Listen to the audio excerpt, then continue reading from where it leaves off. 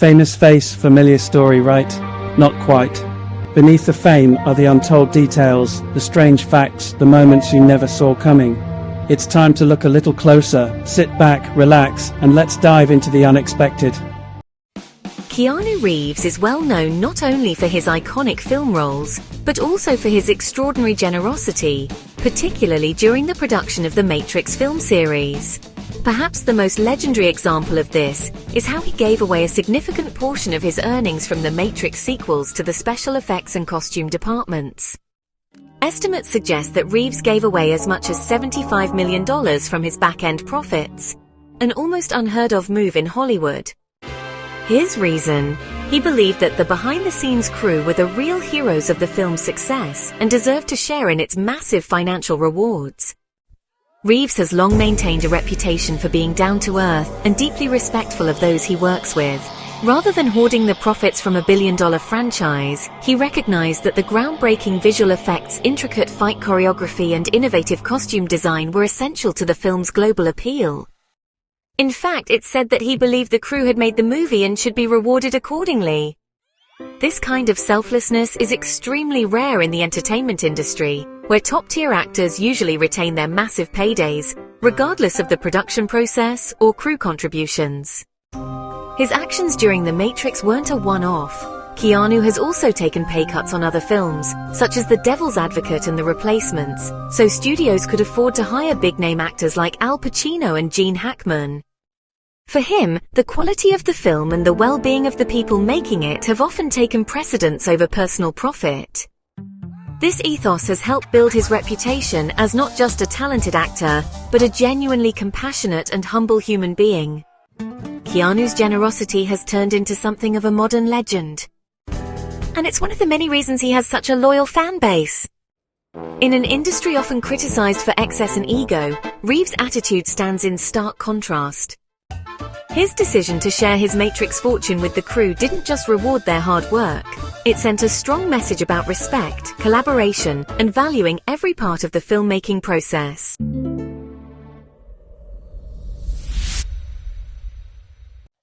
In 1952, Albert Einstein, already a globally celebrated physicist and humanitarian, was offered a highly unusual opportunity, the presidency of Israel. Following the death of Israel's first president, Chaim Weizmann, the Israeli government saw Einstein as an ideal candidate to serve as the nation's second president.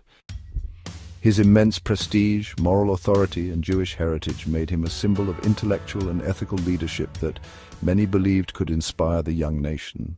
The offer was extended to Einstein by Abba Eban, Israel's ambassador to the United States at the time, through a formal letter. It was not just a ceremonial gesture. The Israeli government was serious about appointing him. However, Einstein respectfully declined the offer. In his letter of response, Einstein expressed deep appreciation for the honor, but stated that he lacked the necessary experience and aptitude for political leadership. He also believed he was too old, then 73 years old, and preferred to focus on his academic and humanitarian work. Einstein had long been a passionate supporter of Jewish causes and was an outspoken advocate for the establishment of a Jewish homeland. He was one of the founding members of the Hebrew University of Jerusalem and remained closely tied to it throughout his life.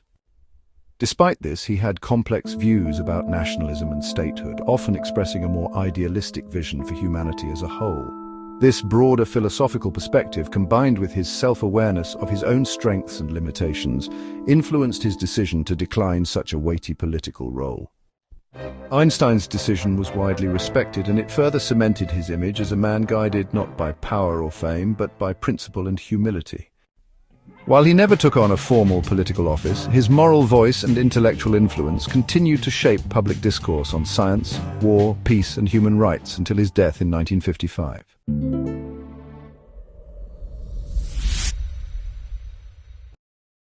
The claim that Marilyn Monroe had an IQ of 163, higher than Albert Einstein's often-cited IQ of 160, has become a popular and provocative internet fact, often used to challenge assumptions about beauty, intelligence, and the stereotypes surrounding both. However, while the comparison makes for an eye-catching headline, The actual evidence supporting Monroe's IQ score is tenuous at best.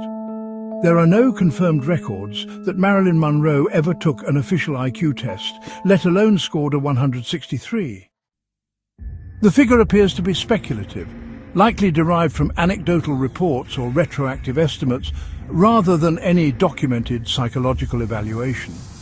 Monroe was undeniably intelligent, curious, and self-educated.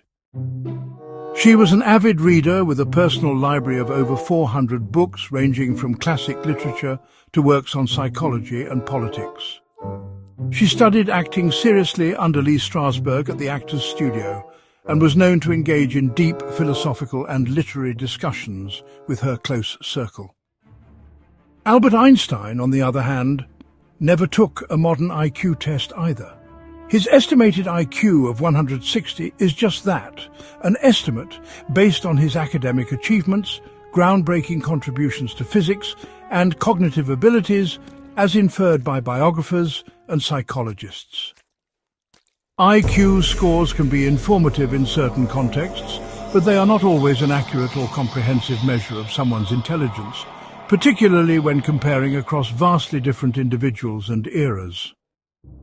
Ultimately, while the Monroe versus Einstein IQ comparison is more legend than fact, it serves a purpose in public discourse. It challenges us to look beyond appearances and reconsider the ways we define and value intelligence. Monroe may not have had a verified IQ of 163, but she certainly exhibited a keen intellect and depth that far exceeded the assumptions placed upon her by Hollywood and the public.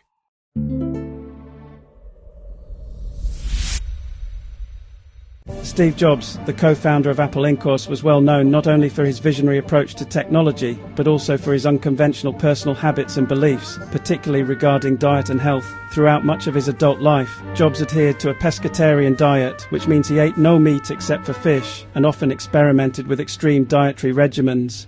One of his most notable dietary experiments was adopting a fruitarian diet, consuming mostly or exclusively fruits, nuts and seeds for extended periods. Jobs' interest in fruitarianism wasn't just about health in the conventional sense. He believed that such diets could purify the body and mind, improving not just physical health, but also mental clarity and creativity.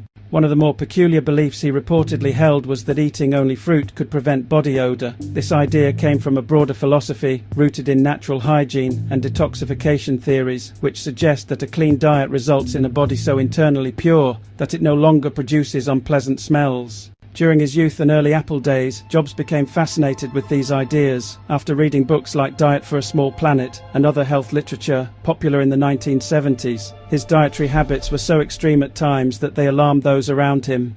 According to his official biography by Walter Isaacson, colleagues and friends noticed that Jobs would sometimes go days eating only one or two foods, such as apples or carrots. He even went barefoot around the office and believed that his fruit-only diet meant he didn't need to shower regularly. His belief in the odor prevention effects of this diet reportedly led to friction with colleagues during his early years at Atari, where co-workers complained about his hygiene. While Jobs' beliefs about diet and body odor have not been supported by scientific evidence, they reflect his broader tendency to challenge conventional thinking and embrace alternative ideas. This mindset, while sometimes controversial, also fueled his revolutionary approach to design, product development, and leadership at Apple. In many ways, his dietary choices were just one example of his deeper desire to live deliberately and differently, from what he wore to how he built some of the most iconic products of the modern age.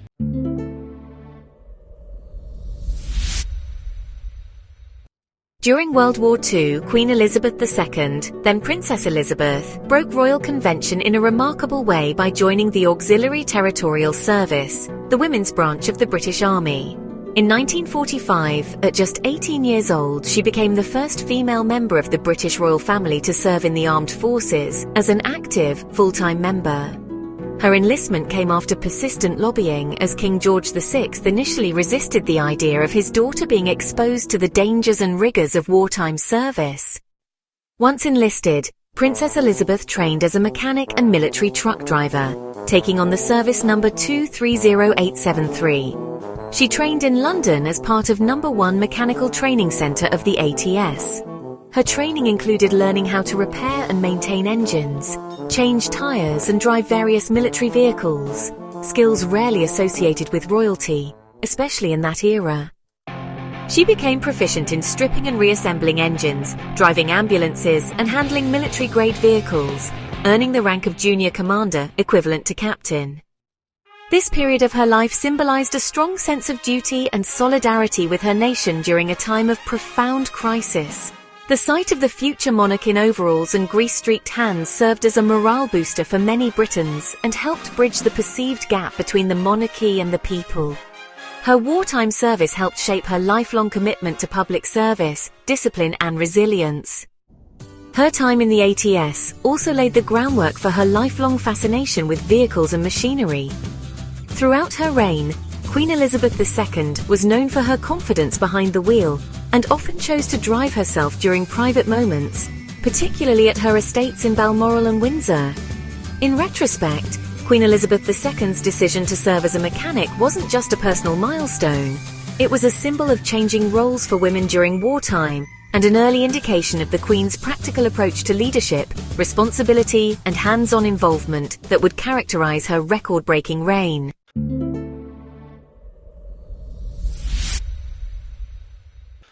Before becoming one of Hollywood's most iconic comedic actors, Jim Carrey experienced a difficult and humble upbringing that included a period of homelessness. Born in Ontario, Canada, Carrey grew up in a working-class family where financial instability was a constant challenge. His father, Percy Carrey, was a musician and accountant who lost his job when Jim was a teenager. The loss of income plunged the family into financial hardship, and they were eventually forced to live in a van. At one point, the Carrey family parked their van on a relative's lawn, and Jim and his brother took jobs as janitors and security guards at a tire factory to help make ends meet.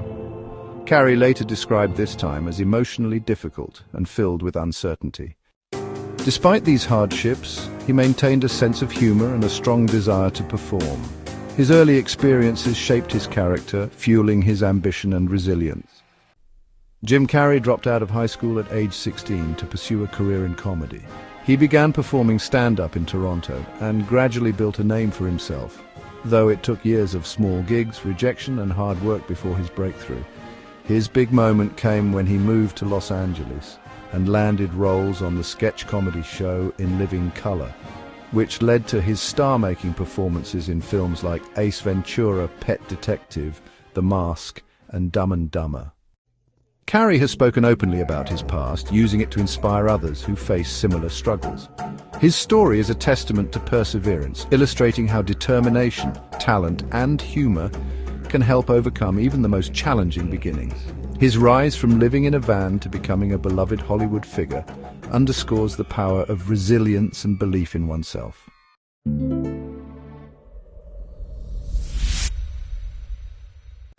Freddie Mercury, the legendary frontman of Queen, possessed a vocal range that continues to astonish music experts and fans alike.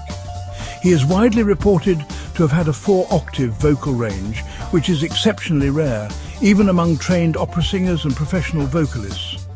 While most people can comfortably sing within a range of about 2 octaves, Mercury's voice spanned much farther, reportedly from a low F2 to a high F6. This vast range allowed him to effortlessly shift between deep growls and high falsettos, contributing to the unique and dynamic sound that defined Queen's music. What made Mercury's voice even more remarkable wasn't just the range, but the power, flexibility and emotion he conveyed within it. He could switch between vocal registers, chest voice, head voice and falsetto with apparent ease, and he used vibrato and dramatic phrasing to enhance the theatrical flair of his performances.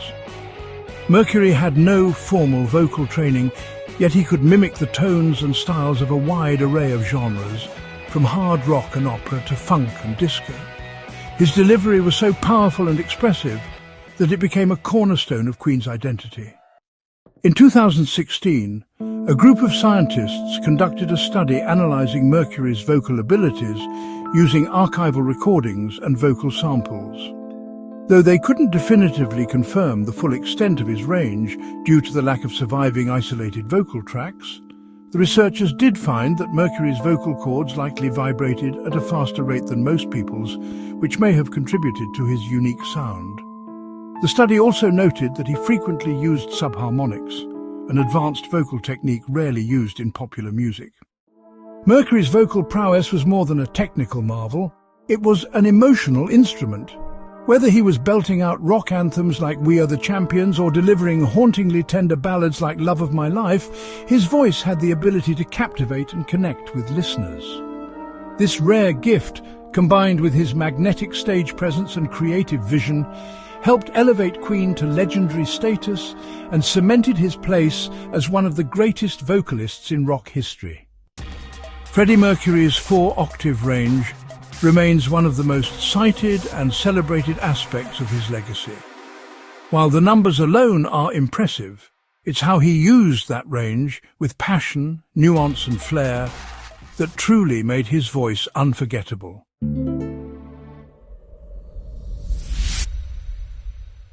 Before becoming a globally recognized action star, Vin Diesel lived a much more grounded and gritty life. One of his early jobs was working as a nightclub bouncer in New York City, a role that not only helped him pay the bills, but also shaped the tough, streetwise persona he would later bring to the big screen. Diesel, whose real name is Mark Sinclair, adopted the name Vin Diesel during this period. Vin comes from his stepfather's last name, Vincent, and Diesel was a nickname he earned from friends who said he was always full of energy, like a diesel engine. Being a bouncer in the rough nightlife scene of 1980s and early 1990s New York required Diesel to develop a commanding presence, which would later translate well into his roles in action films. The experience also gave him a first-hand look at human behavior, conflict, and confidence, valuable tools for an aspiring actor and filmmaker. During this time, he was also pursuing a career in theatre and began writing and directing his own short films to break into the industry. What many people don't know is that Vin Diesel has a fraternal twin brother named Paul Vincent. Paul keeps a much lower public profile compared to his famous sibling. While Diesel is known for his roles in blockbuster franchises like Fast and Furious and Riddick, Paul works more behind the scenes, including reported work in the field of film editing and sound. The brothers are close, but Paul has largely avoided the limelight, allowing Diesel to carry the spotlight while maintaining a more private life. Diesel has occasionally spoken about his twin in interviews, and a few rare photos of them together have circulated online, often surprising fans who had no idea he had a sibling, let alone a twin. Despite their different career paths, the brothers share a deep bond, and Diesel has expressed admiration for his brother's quiet strength and grounded nature. These lesser-known details about Vin Diesel's early life and family background add dimension to his tough guy image. From bouncing at nightclubs under a pseudonym to becoming one of Hollywood's highest-paid actors, all while sharing his journey with a twin brother behind the scenes, Diesel's story is one of transformation, persistence, and surprising depth.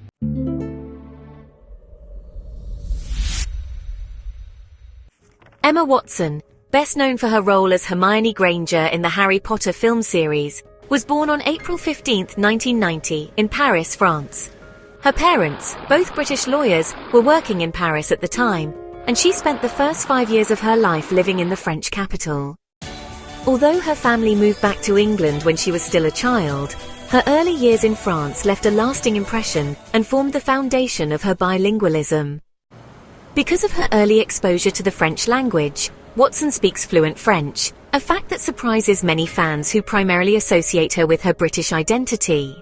She has demonstrated her language skills in interviews and public appearances, and she occasionally uses French in speeches or when traveling abroad. While she's mentioned that her French isn't perfect, she maintains a strong grasp of the language and continues to use it when she can. Watson's multicultural upbringing contributed to her global outlook and adaptability, traits that have helped her transition smoothly from acting into activism and public speaking on an international stage. Her ability to communicate in French has proven especially useful in her humanitarian work, such as her advocacy for gender equality with the United Nations, where engaging with diverse audiences is essential. Overall, Watson's Parisian birth and bilingual abilities are lesser-known facets of her identity that highlight her international background and cultural depth. These elements not only enrich her public persona, but also reflect her intellect and versatility, qualities that have helped her evolve far beyond her early image as a child star.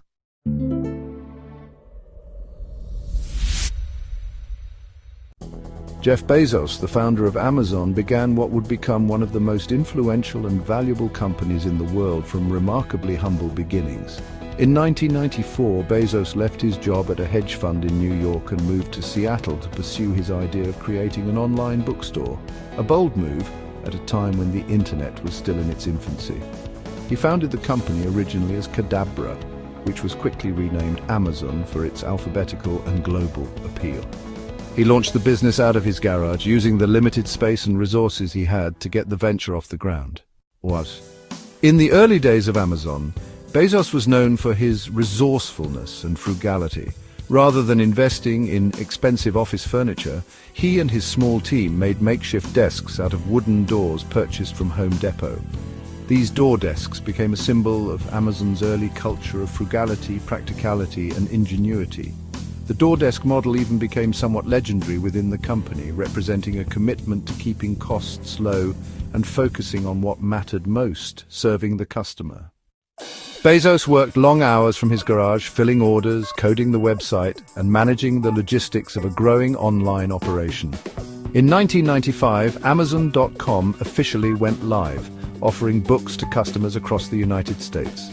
The company quickly expanded, buoyed by its innovative use of customer reviews, personalized recommendations, and a strong emphasis on customer satisfaction.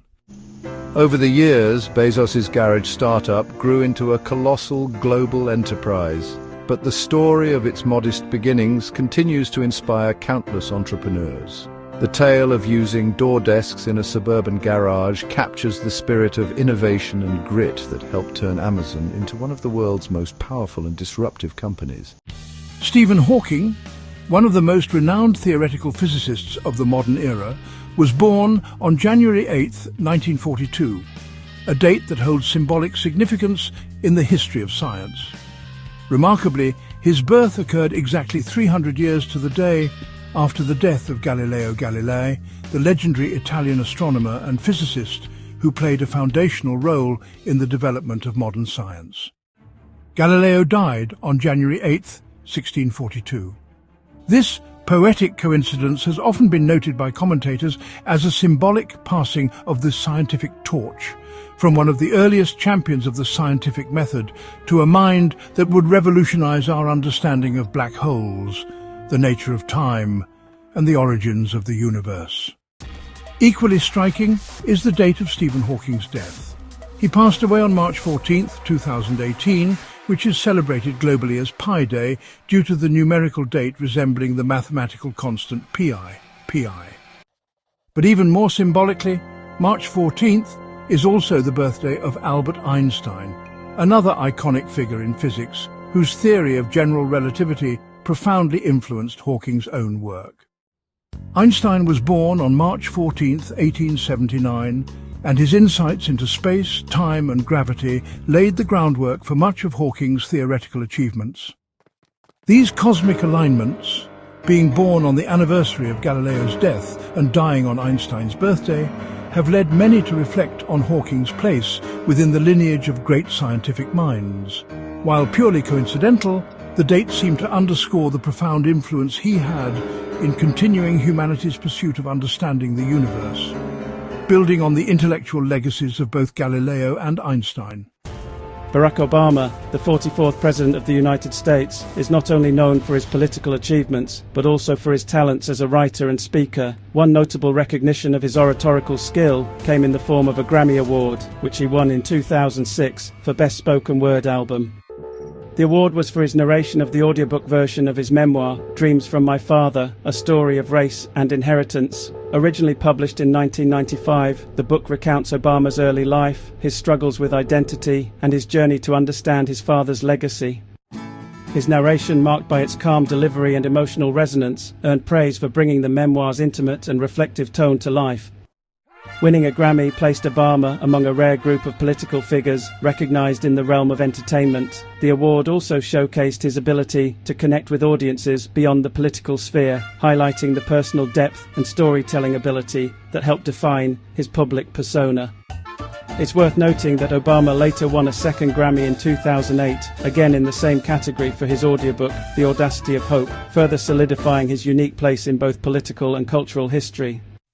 The Grammy win for Dreams from My Father helped introduce Obama to a broader audience before his rise to national political prominence. It played a role in building the foundation for his eventual candidacy for president, as more people were drawn to his personal story and eloquent voice. The memoir and its audiobook version have continued to resonate with readers and listeners, serving as a powerful narrative about heritage, identity, and the complexity of the American experience.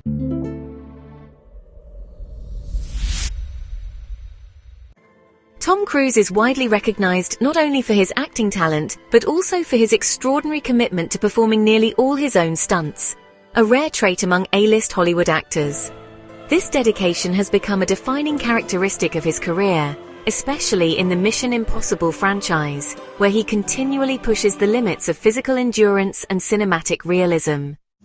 From scaling the Burj Khalifa in Mission Impossible Ghost Protocol to performing a halo jump, which stands for high altitude low opening, from 25,000 feet in Fallout, Cruise's insistence on doing his own stunts adds a visceral authenticity that fans and critics alike deeply admire. His approach is not just about spectacle, it reflects a deep belief in immersive storytelling. Cruise has said in interviews that performing stunts himself enhances the viewer's experience, allowing the camera to stay on him during complex action scenes without cutting to a stunt double. This creates a more intense and realistic feel, as audiences can see his face and expressions even in the most dangerous sequences. His training for these stunts is equally intense. He undergoes rigorous physical preparation and often learns entirely new skills, like flying helicopters or holding his breath underwater for extended periods, just for a single scene. Cruise's commitment, however, has not come without risk. He has sustained injuries on set, most notably breaking his ankle while jumping between buildings during a stunt for Mission Impossible Fallout, a moment that was actually kept in the final film. Despite the dangers, he continues to raise the bar with each project, determined to deliver experiences that feel thrilling and real. His approach has influenced the action genre and inspired both actors and filmmakers to consider new ways to blend performance and action. Tom Cruise's stunt work is more than just a career quirk. It's a testament to his passion for cinema and relentless pursuit of excellence. Charlize Theron, the Academy Award-winning actress known for her powerful performances and commanding screen presence, endured a deeply traumatic event during her teenage years that shaped much of her perspective on life and strength.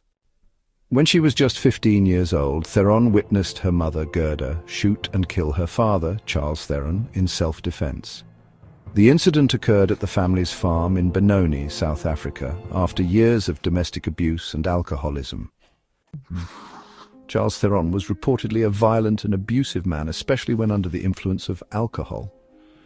On the night of the incident, he came home intoxicated and, according to reports, threatened both Charlize and her mother with a firearm. In an act of self-defense and in an effort to protect herself and her daughter, Gerda Theron shot and killed him. Due to the circumstances, no charges were filed, and South African authorities ruled the act as justifiable self-defense. Charlize Theron has spoken about the event in various interviews, but only in later years did she begin to address it more openly. She has expressed that the experience was incredibly painful and traumatic, but also that her mother showed tremendous courage and strength in a horrifying situation. Theron has emphasized that while the event itself does not define her, it has undoubtedly influenced her life, particularly in her advocacy against domestic violence. Through her platform, Theron has become a vocal supporter of women's rights and survivors of abuse. She often credits her mother as a source of resilience and inspiration. The tragedy they experienced together not only tested their bond, but also forged an unbreakable sense of loyalty and empowerment that continues to inform Theron's personal and professional life.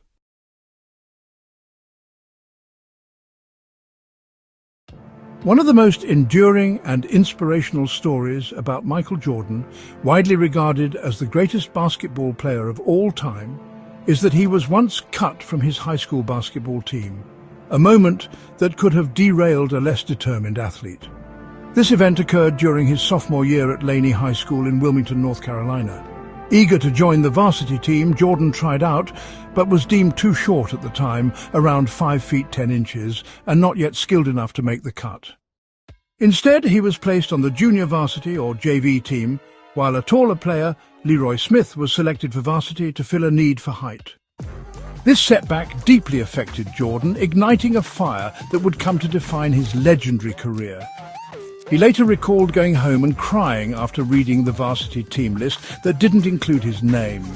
But rather than giving up, he used the disappointment as motivation. Jordan trained relentlessly, pushing himself to improve every aspect of his game. He dominated the junior varsity league, showcasing an incredible work ethic, and by the following year he had earned a spot on the varsity team. He would go on to become a McDonald's All-American and earn a scholarship to play at the University of North Carolina. The story of being cut from his high school team has become a foundational part of Michael Jordan's mythology, an example of how rejection and failure can be transformed into fuel for greatness. It speaks to his resilience, competitive nature, and refusal to let early obstacles define his potential. Over time, this narrative has inspired countless athletes and individuals across all fields, reminding them that setbacks can be the starting point of extraordinary success if met with dedication and perseverance. While the story is sometimes exaggerated or oversimplified, its core truth remains powerful. Even the most legendary figures face rejection, and what sets them apart is how they respond. For Jordan, being cut was not an end, but the beginning of a journey that would take him to 6 NBA championships, 5 MVP awards, and a legacy as a global icon of excellence and determination.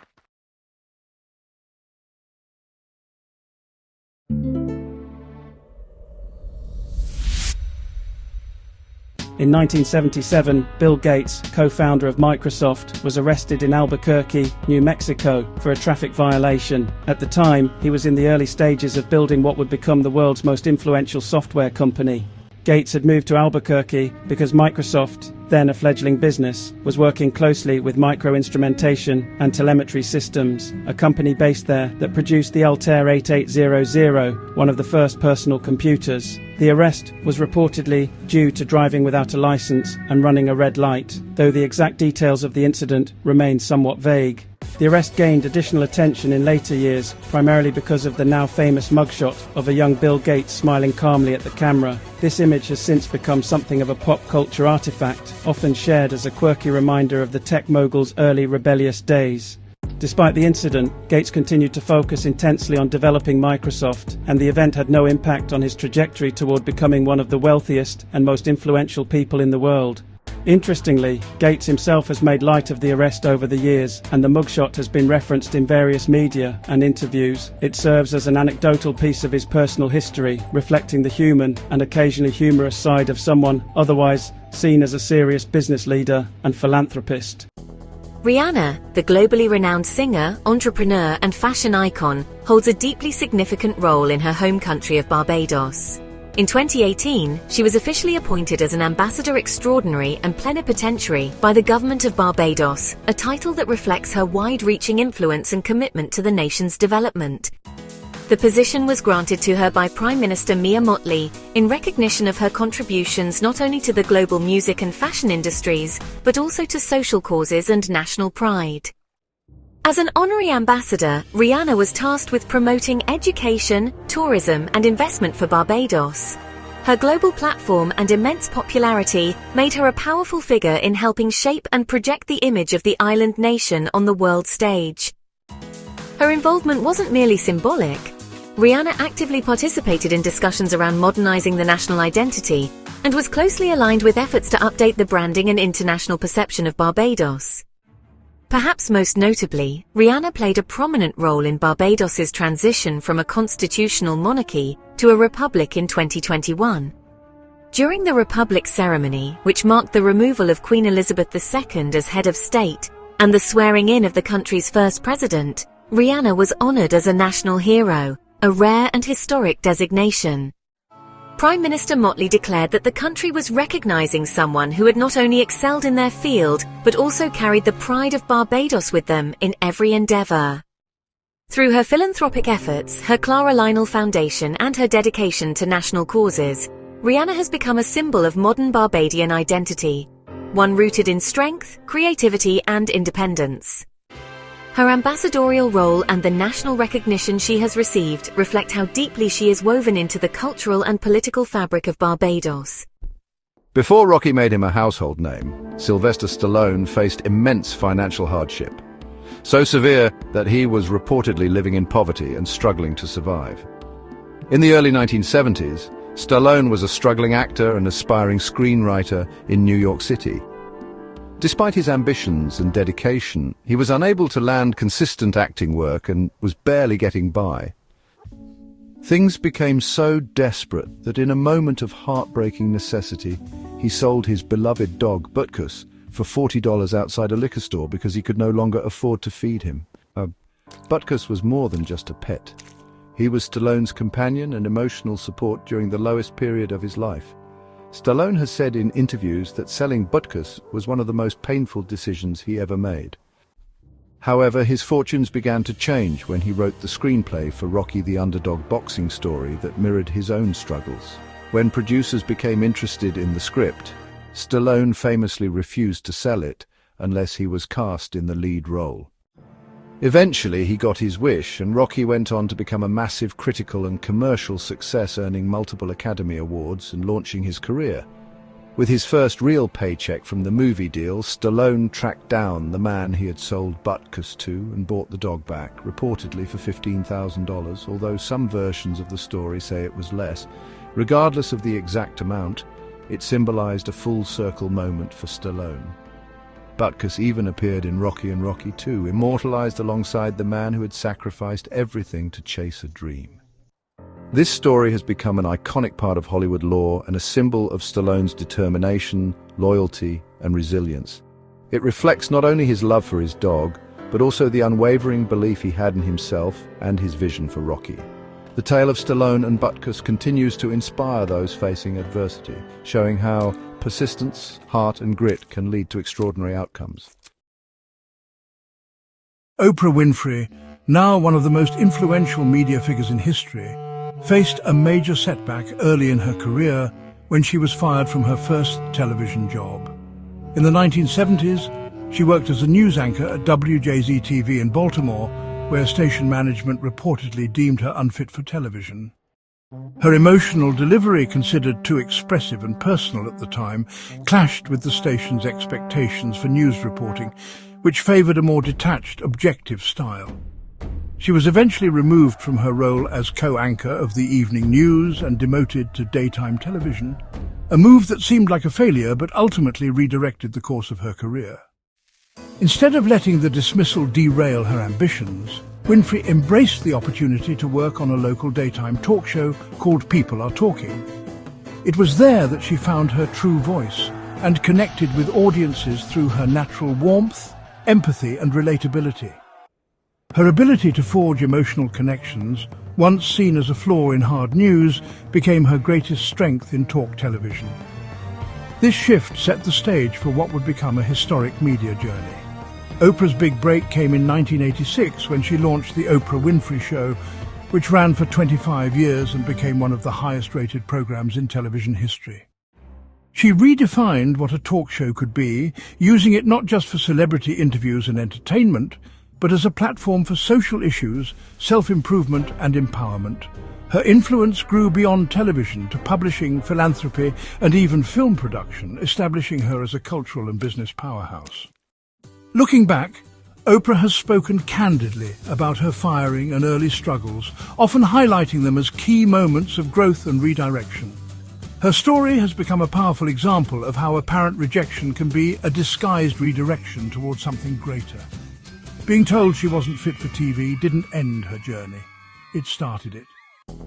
Her resilience and belief in herself helped her turn that early setback into a launching pad for one of the most remarkable media careers in history.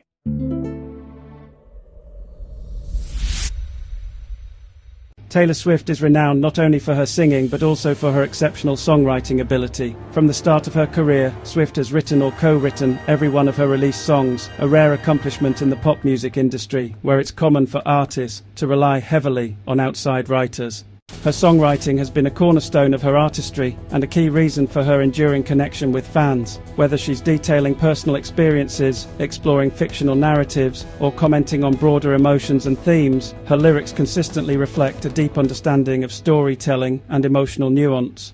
Swift's debut album, Taylor Swift, was released when she was just 16 years old, and she was the sole writer of 3 tracks and the primary co-writer on the rest, an unusual feat for someone so young. As her discography expanded, she maintained her strong involvement in the writing process.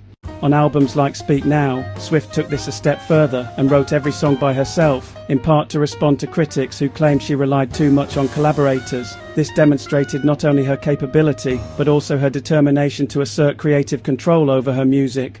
Over the years, Swift has worked with some of the industry's top producers and co-writers, such as Max Martin, Jack Antonoff, and Aaron Dessner, among others, especially as she transitioned more into pop and indie genres. However, even in these collaborations, Swift remains deeply involved in the lyrical and melodic creation, often coming to the studio with developed ideas or lyrics already in hand. Her fingerprints are unmistakably present in the emotional depth, narrative arcs, and clever wordplay of her songs. This dedication to authorship has earned her widespread respect, not just from fans, but also from critics and fellow musicians. Swift has won numerous awards for her songwriting, including being named Songwriter Artist of the Decade by the Nashville Songwriters Association International. Her lyrics have been studied in academic settings, praised for their literary quality and storytelling technique. In an industry where authenticity can be elusive, Swift's consistent authorship has been central to her credibility, artistic identity, and enduring popularity. During the 2008 Beijing Olympics, Usain Bolt, widely considered the fastest man in history, reportedly consumed around 100 chicken nuggets a day. In his memoir, Faster Than Lightning, my autobiography, Bolt candidly shared that he found the local Chinese cuisine unfamiliar and unappealing, so he relied heavily on McDonald's for sustenance. Conveniently located in the Olympic Village, the fast food giant became his go-to meal source. For the better part of his stay, he claimed to eat nuggets for breakfast, lunch and dinner, often accompanied by fries and an apple pie. Despite what many might consider a nutritionally questionable diet, Bolt's performance in Beijing was nothing short of extraordinary. He won 3 gold medals, 100 metres, 200 metres and 4x100 metre relay, and broke world records in the process. His dominance on the track, paired with his laid-back personality and unusual dietary habits, further fueled his legend. That he could run faster than anyone in the world while consuming massive quantities of fast food seemed to defy every principle of elite athletic nutrition. Bolt's nugget habit has since become part of Olympic law, offering both amusement and amazement. While nutritionists would never recommend such a diet for high performance, Bolt's sheer natural talent and physical prowess may have overridden the typical consequences of poor eating habits, at least for a short time. The story also underscores the quirky and human side of elite athletes, reminding us that even at the highest level, personal comfort and routine can sometimes trump conventional wisdom. Cristiano Ronaldo, one of the most celebrated footballers in history, is known not just for his athletic prowess, but also for his dedication to personal health and philanthropy. One lesser-known but widely shared fact about Ronaldo is that he has no tattoos, a rarity among modern football stars. The primary reason he remains ink-free is his commitment to regularly donating blood. In many countries, including his native Portugal, blood donation guidelines recommend that individuals refrain from giving blood for a period after getting a tattoo, due to the risk of infection from unsterile tattoo equipment. Ronaldo has spoken publicly about the importance of blood donation, and has participated in campaigns to encourage others to do the same. He began donating blood early in his career, and has maintained the practice consistently over the years. His decision to avoid tattoos, despite being in a sport where body art is highly popular, is a reflection of his personal values and priorities. It also fits into his broader lifestyle philosophy, one that emphasizes discipline, health, and helping others. Beyond blood donation, Ronaldo has also been involved in bone marrow donation, and has urged others to register as potential donors. His advocacy is deeply personal. He was moved to action when a teammate's child needed a transplant.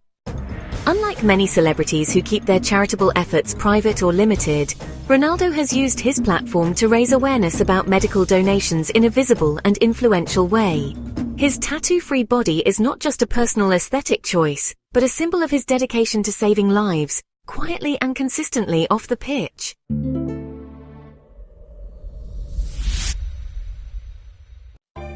Before becoming one of Hollywood's most iconic actresses and humanitarian figures, Angelina Jolie once considered a career path vastly different from the spotlight. She aspired to become a funeral director. This unusual ambition came during a turbulent period in her adolescence, when she was grappling with emotional challenges and trying to find a sense of purpose. According to interviews she has given, Jolie's interest in the funeral industry was sparked by the death of her grandfather and her dissatisfaction with how his funeral was handled. She felt that people deserved more dignity and compassion in death than what she observed. Jolie's desire to enter the funeral business wasn't just a passing thought. It was something she explored seriously. She reportedly even took steps toward enrolling in embalming courses and studied what would be required to become a licensed funeral director. In her view, it was a way to help people through one of the most difficult moments in life by offering respectful and personalized services. Her mindset was grounded in the belief that death should be approached with care and sensitivity, not cold formality. Ultimately, Jolie's path veered toward acting, influenced by her family background. Her father is actor Jon Voight, and her natural talents in the field. Still, her early interest in funeral work offers a glimpse into her complex personality and the deep empathy that would later define her humanitarian work. It reflects a side of her that has always been drawn to serious, meaningful endeavors, even those that fall outside traditional expectations for celebrities. Though she never became a funeral director, the compassion that motivated her aspiration is evident in the causes she champions today. Vincent van Gogh, now celebrated as one of the greatest and most influential painters in Western art, lived a life marked by poverty, obscurity, and emotional struggle. During his lifetime, he only sold one painting, The Red Vineyard, which was purchased in 1890, just months before his death. The buyer was Anna Boch, a fellow artist and art collector associated with the Les Sex group in Belgium. The painting sold for 400 francs, a modest sum, and it remains the only confirmed sale Van Gogh made while he was alive. Despite producing over 2,000 artworks, including around 860 oil paintings, Van Gogh received very little recognition or financial success during his career. His expressive, bold style and emotionally charged themes were ahead of their time and often misunderstood by the public and critics alike. He struggled with mental health issues and lived largely dependent on the support of his younger brother, Theo van Gogh, who believed deeply in his talent and acted as his confidant, financier, and emotional anchor. Van Gogh's lack of commercial success was not due to a lack of productivity or passion. These works are now iconic and valued in the hundreds of millions, yet he died in relative anonymity in 1890 at the age of 37, believing himself a failure. It wasn't until after his death that Van Gogh's genius was widely recognized. Today, Van Gogh's legacy stands as a poignant testament to how revolutionary art is often misunderstood in its time, and how lasting impact can transcend immediate success. Steve Jobs, the visionary co-founder of Apple Inc., was known not only for his groundbreaking innovations, but also for his quirks and unconventional behavior. One of the most peculiar facts about him was his refusal to put license plates on his car. For years, Jobs drove a silver Mercedes-Benz SL 55 AMG that was consistently seen without a license plate, sparking rumors and speculation. It wasn't an act of rebellion against the law, but rather a clever exploitation of a legal loophole in California vehicle regulations. At the time, California law allowed a grace period of up to 6 months for new car owners to display a license plate. Jobs and his team reportedly discovered that by leasing a new car every 6 months, specifically the same model and color, he could continuously avoid ever having to attach plates. As long as the car was always technically new under the law, he didn't have to mount a license plate on it. This allowed him to maintain the sleek, minimalist look of his car, aligning with his personal and professional design ethos. The reasoning behind this unusual behavior has been debated. Some say Jobs was simply obsessed with aesthetics and symmetry, detesting the look of a license plate on his car. Others believe it reflected his desire for privacy and control, making it harder for people to track him. There's also the idea that it was a reflection of his personality, brilliant, exacting, and at times defiant of convention or bureaucracy. While the practice itself wasn't illegal, it was certainly unusual and reflective of Jobs' larger-than-life persona. His approach to everything, from product design to personal choices, often challenged norms and redefined expectations. Even something as mundane as a license plate became a small but telling example of how Jobs lived by his own rules, always looking for the elegant or unconventional solution, even outside the realm of technology. Katy Perry, known for her colourful personality and chart-topping pop hits, has long been an outspoken animal lover. One of the most beloved figures in her personal life was her cat, humorously and affectionately named Kitty Purry. The name is a playful spin on Perry's own, fitting a whimsical brand and sense of humour. Kitty Purry became a sort of unofficial mascot for Katy Perry in the early stages of her career, especially around the time she released her breakthrough album One of the Boys in 2008. Kitty Purry wasn't just a private pet, she became a small-scale pop culture figure among Perry's fan base. The cat frequently appeared in Katy's social media posts, music video cameos, and even in some promotional materials. Fans embraced Kitty Purry with enthusiasm, creating fan art, social media pages, and merchandise featuring the feline. At one point, Kitty even had her own blog and was included in Katy's tour content, further cementing her celebrity pet status. This playful integration of her pet into her public image mirrored Perry's broader approach to fame, engaging, quirky, and deeply connected to her fans. Kitty Purry symbolized the relatable, down-to-earth side of the pop star amid the glitter and glamour of her music career. She was not just a pet, but part of the narrative Perry built around her identity as both an artist and a person. Although Kitty Purry has since passed away, she left a notable paw print on Perry's legacy and in the hearts of fans. Katy even paid tribute to her cat in public posts, mourning her loss and celebrating the many years they shared. The affection for Kitty Purry endures among longtime fans, a testament to how a simple, personal detail can resonate deeply and become part of a pop star's unique story. At just 17 years old, LeBron James was thrust into the national spotlight when he appeared on the cover of Sports Illustrated in February 2002. The headline read, "The Chosen One," a bold proclamation that captured the enormous expectations already surrounding the high school junior from St. Vincent St. Mary High School in Akron, Ohio. At the time, James was widely regarded as the most promising basketball prospect in decades, and the article detailed his skills, maturity, and potential to revolutionize the game at the professional level. The cover appearance was extraordinary not only because of James's age, but because Sports Illustrated rarely gave such attention to high school athletes. It instantly elevated LeBron to a level of fame and scrutiny that few teenagers experience, placing him under the intense gaze of media, fans, and scouts alike. The label The Chosen One was both a crown and a burden. He was expected to live up to a prophecy of greatness before he had even played a college or NBA game. Rather than crumble under the pressure, James embraced it. He even got the phrase "Chosen One" tattooed across his back, symbolizing his willingness to accept and fulfill the lofty expectations placed upon him. This early media attention marked the beginning of a professional journey that would eventually include multiple NBA championships, MVP awards, Olympic gold medals, and a legacy as one of the greatest basketball players in history. Looking back, the Sports Illustrated cover serves as a pivotal moment in sports history, a time when the world was introduced to a teenage prodigy who would go on to meet and exceed the immense hype.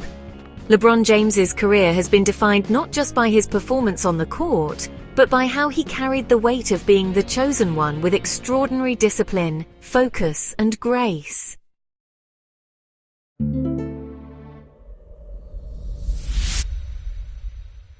Seeing Jennifer Lawrence's rise to fame began with an unexpected and serendipitous moment. She was discovered by a talent scout while on a family vacation in New York City. At the time, she was just 14 years old and had no formal acting training or aspirations to become a star. While walking the streets of Manhattan with her mother, she caught the eye of a talent scout who was immediately struck by her natural charisma and presence. That chance encounter led to a whirlwind of auditions and eventually marked the beginning of her acting career. After the initial discovery, Lawrence quickly impressed agents and casting directors with her raw talent and mature screen presence. She began booking small roles in commercials and television shows, including a part on the series The Bilingual Show. Her big breakthrough came in 2010 with the critically acclaimed indie film Winter's Bone, where she played a gritty and determined teenager in rural Missouri. The role earned her an Academy Award nomination for Best Actress. making her one of the youngest nominees in the category's history at the time. What's remarkable about Lawrence's journey is how rapidly she ascended the ranks in Hollywood, all stemming from a spontaneous moment that most people would consider sheer luck. However, it wasn't just luck that carried her forward. It was her undeniable talent, work ethic, and authenticity.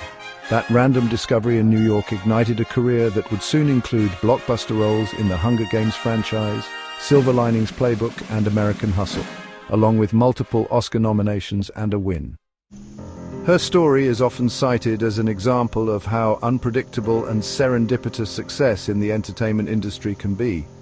From a teenager strolling through New York with no acting experience to one of the most bankable and respected actresses in Hollywood, Jennifer Lawrence's origin story reflects both the randomness of being discovered and the power of natural talent meeting opportunity. Before becoming the leader of the Roman Catholic Church, Pope Francis, born Jorge Mario Bergoglio, led a surprisingly diverse and grounded life, including working as a nightclub bouncer in Buenos Aires, Argentina. This little-known chapter of his life is often cited as an example of his down-to-earth nature and deep understanding of everyday people. As a young man in his native Argentina, he took on various jobs to support himself and his family, and one of those roles involved maintaining order at the door of a local club. His time as a bouncer came during a period when he was also pursuing his studies and spiritual growth. Bergoglio worked at the club at night while also studying chemistry and later entering the seminary. The experience gave him early exposure to the grittier side of human behavior, helping him develop the kind of patience, street smarts and people skills that would later define his papacy. It also added to his reputation as a pope who is both humble and relatable, someone who has lived a life not far removed from the struggles of ordinary people. The story of his time as a bouncer has often been mentioned by Pope Francis himself in interviews and public addresses, not as a boast, but to highlight the varied paths life can take and the importance of staying connected to one's roots. It stands in stark contrast to the often rarefied lives of many high-ranking clergy, and it reinforces the message that faith leaders are also human beings, shaped by real-world experiences. Ultimately, this chapter of his life contributes to the broader narrative of Pope Francis as a reform-minded, accessible and empathetic figure. Whether it's washing the feet of prisoners or speaking candidly about economic injustice, his early experiences, including his unlikely role as a nightclub bouncer, have helped mould a papacy that is less about pomp and more about compassion, humility and connection. Bill Murray, the iconic actor and comedian known for films like Ghostbusters, Groundhog Day and Lost in Translation, is famously elusive in Hollywood circles, not just because of his quirky personality, but also due to his unconventional approach to working in the industry.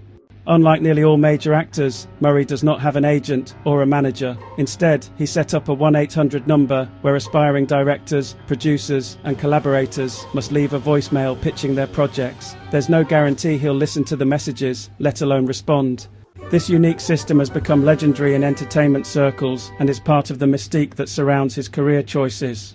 The origins of this method are rooted in Murray's desire to have more control over his time and avoid the constant pressure of Hollywood's fast-paced, transactional environment. By eliminating traditional gatekeepers, he can pursue roles that genuinely interest him, at his own pace and on his own terms. It's a way of filtering out noise and only engaging with projects that strike a chord with him personally. However, this approach has also meant that many filmmakers have struggled to get in touch with him, and some projects reportedly stalled or shifted because they couldn't confirm his involvement in time. Despite the impracticality of the method, it has contributed to Murray's legendary status as a cultural icon who operates outside the norms of the industry. Directors like Wes Anderson and Sofia Coppola have successfully reached him through the 1-800 number or by sheer persistence and personal connections. In fact, Coppola once famously waited months for him to agree to star in Lost in Translation, a role that earned him an Oscar nomination and critical acclaim, after only leaving a vague commitment via voicemail. Bill Murray's choice to reject the typical Hollywood machinery exemplifies his fiercely independent spirit. It has allowed him to cultivate a mystique that's both frustrating and fascinating, leading to a career that's unpredictable but uniquely authentic.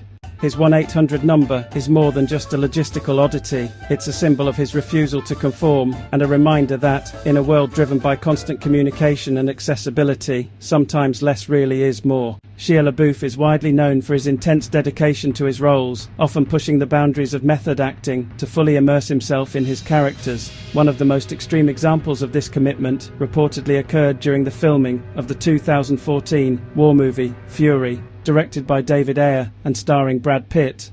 In preparation for his role as Boyd Bible Swan, a deeply religious tank gunner, LaBeouf allegedly went to extraordinary lengths to embody the psychological and physical reality of a World War II soldier. According to various reports and cast interviews, LaBeouf did not shower for extended periods during filming, wanting to replicate the unsanitary and grueling conditions soldiers endured on the battlefield. He also allegedly had one of his own teeth removed, though a more sensational version of the story claims he had multiple, up to 20 teeth pulled. So this higher number, however, is widely regarded as an exaggeration or maybe a misunderstanding. In addition, it's been stated that he actually cut his own face during production to ensure the makeup department wouldn't have to apply artificial wounds. He supposedly reopened the cuts each day to keep that consistency in appearance, opting for real injuries over prosthetics. LaBeouf's intense behaviour reportedly caused tension on set, with some cast members noting that his extreme method acting made collaboration a bit challenging at times. Director David Ayer has defended LaBeouf's approach, suggesting that his raw commitment added authenticity to the film. Nonetheless, stories like these have fueled both admiration and controversy around LaBeouf, solidifying his reputation as one of the most unpredictable and committed actors of his generation. Will Smith famously turned down the lead role of Neo in The Matrix, a decision he has openly discussed in interviews with a mix of humour and humility. At the time, Smith was at the height of his popularity, coming off blockbuster successes like Independence Day and Men in Black. When the Wachowskis, relatively unknown filmmakers at the time, approached him with the concept for The Matrix, Smith admits he didn't fully grasp the visionary nature of their idea. He later described their pitch as confusing and too abstract, involving vague explanations of camera techniques like bullet time and philosophical jargon that didn't resonate with him in the moment. Instead of taking the role of Neo, Smith chose to star in Wild Wild West, a big-budget sci-fi western that ultimately flopped both critically and commercially. In hindsight, Smith has said that he believes Keanu Reeves was a better fit for the role of Neo and that the film turned out better than it might have with him in the lead. He praised Reeves' performance as iconic and perfectly suited to the character's stoic, introspective nature, something Smith felt he might not have delivered in the same way. Smith's decision not to join The Matrix became one of the most talked about examples of a missed opportunity in Hollywood history. Yet he's taken the whole experience in stride, often joking about it in interviews and using it as an example of how not every decision in a successful career is the right one. Ironically, the choice helped reinforce his image as a confident, self-aware star who isn't afraid to admit when he's made a mistake.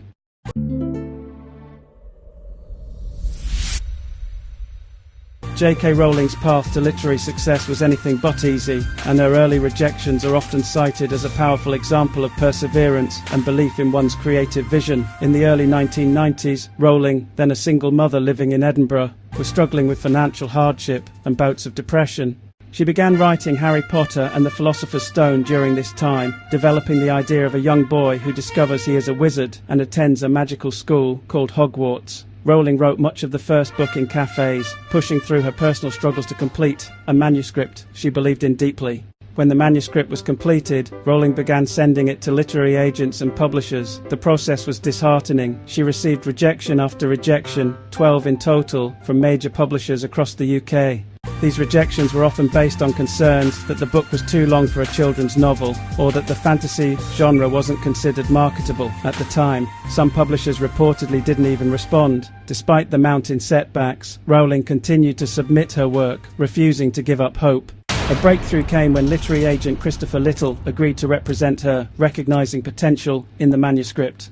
Even then, it took some effort to find a publisher willing to take a chance on the story. Finally, Bloomsbury Publishing agreed to publish the book, but with a cautious approach. Chairman Nigel Newton gave the first chapter to his 8-year-old daughter, Alice, who loved it and wanted to read more. Her enthusiastic response played a key role in the publisher's decision to take on the project. Bloomsbury printed only 500 copies in the initial run, and Rowling was given a small advance of around £1,500. She was also advised to adopt the pen name J.K. Rowling, using her initials rather than her full name, Joanne Rowling, because it was believed that young boys might be less inclined to read a book written by a woman. The rest is literary history. Harry Potter and the Philosopher's Stone was published in 1997 and quickly gained traction through word of mouth and school libraries. The series went on to become a monumental success, selling over 500 million copies worldwide and being translated into over 80 languages. The book spawned a blockbuster film franchise, theme parks, merchandise empires, and a devoted global fan base. What's especially remarkable is that this cultural juggernaut was initially seen by the industry as too risky, too long, or simply not compelling enough. Rowling's experience underscores an important message for writers and creatives. Rejection does not equate to failure, and perseverance in the face of doubt can lead to extraordinary success. Her journey from being dismissed by a dozen publishers to becoming one of the most successful and influential authors in modern history is a powerful reminder that sometimes it only takes one yes to change everything. Megan Fox, widely known for her roles in films like Transformers and Jennifer's Body, has often been the subject of public fascination, not just for her acting and beauty, but also for a unique physical trait. She has what is medically referred to as brachydactyly type D, commonly known as a clubbed thumb or toe thumb. This condition is characterized by unusually short and broad thumbs with a flattened nail bed, caused by a genetic trait that affects the bone structure. Brachydactyly type D is relatively rare and benign, meaning it does not impact function or cause any health problems, but it does result in a distinct appearance. In Megan Fox's case, the trait is subtle yet noticeable, especially in close-up photos or during media appearances, where her hands are visible. The condition is inherited and often runs in families, though it can also appear sporadically without a clear genetic pattern. This aspect of her anatomy has sparked both curiosity and unwarranted criticism online, with some internet users fixating on her thumbs in contrast to conventional beauty standards. Despite the occasional public commentary, Megan Fox has never expressed embarrassment or shame about the trait. In fact, she has referenced it with humor in interviews, showing a grounded self-awareness and confidence that has helped diffuse much of the unnecessary scrutiny. The attention given to Fox's thumbs reflects a broader cultural tendency to overly scrutinize celebrities' appearances, yet her response to this attention also highlights an important conversation about embracing individual differences and rejecting narrow definitions of beauty. Megan Fox's clubbed thumbs, while often discussed in superficial terms, ultimately serve as a reminder of the human uniqueness that exists even among those frequently held up as icons of perfection. Justin Bieber's rise to fame is one of the most well-known examples of how the internet, and particularly YouTube, can transform a young talent into a global superstar. His journey began in Stratford, Ontario, where he was raised by his single mother, Patty Mallet. From a young age, Bieber showed a natural talent for music, teaching himself to play various instruments, including the drums, guitar, piano, and trumpet. To showcase her son's abilities, Patty started uploading videos of him singing covers of popular songs to YouTube, initially for friends and family who couldn't attend his local performances. These videos, however, quickly gained traction beyond their intended audience. Bieber's soulful voice, confident stage presence, and charming personality captured the attention of viewers around the world. Among those viewers was Scooter Braun, a former marketing executive who stumbled upon one of Bieber's videos in 2007 while searching for a different artist. Impressed by the young singer's talent, Braun tracked him down and contacted Patty Mallet, eventually convincing her to allow Justin to travel to Atlanta to record demo tapes. That trip proved to be life-changing. In Atlanta, Bieber met R&B star Usher, who was equally impressed and soon helped secure him a record deal with Island Records. By 2009, Bieber released his debut single One Time, which became a chart success and set the stage for his first full-length album, My World. The album was a commercial hit, and Bieber's fame exploded, making him a household name by the age of 15. His story, rooted in modest beginnings and amplified by social media, marked a new era in how musical talent could be discovered and nurtured. Bieber's discovery through YouTube revolutionized the music industry's understanding of online platforms as legitimate launching pads for artists. It also underscored the power of fan engagement, as his early followers played a significant role in spreading his videos and building his initial popularity.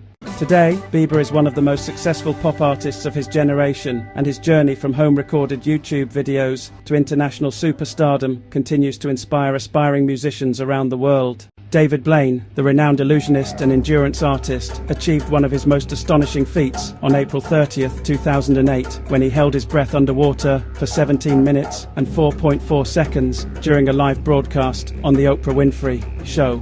This incredible performance set a new world record at the time for oxygen-assisted static apnea, an event in which the participant breathes pure oxygen before holding their breath. The feat was not just a demonstration of physical endurance, but also of mental discipline, rigorous training, and scientific strategy. In the weeks leading up to the event, Blaine underwent intense preparation, which included purging carbon dioxide from his lungs through specific breathing techniques, improving his lung capacity, and undergoing medical supervision to avoid long-term damage. Unlike his previous attempt in 2006, where he tried to hold his breath for 9 minutes during a stunt submerged in a water-filled sphere in New York City and failed, this time he focused entirely on breath holding as a standalone challenge. He trained with professionals from the diving and medical communities to better understand the physiology and psychology of breath holding. The 17-minute underwater breath hold took place in a water tank in front of a live studio audience and millions of viewers watching on television. Blaine remained eerily calm throughout, floating motionless, monitored closely by medical personnel to ensure his safety.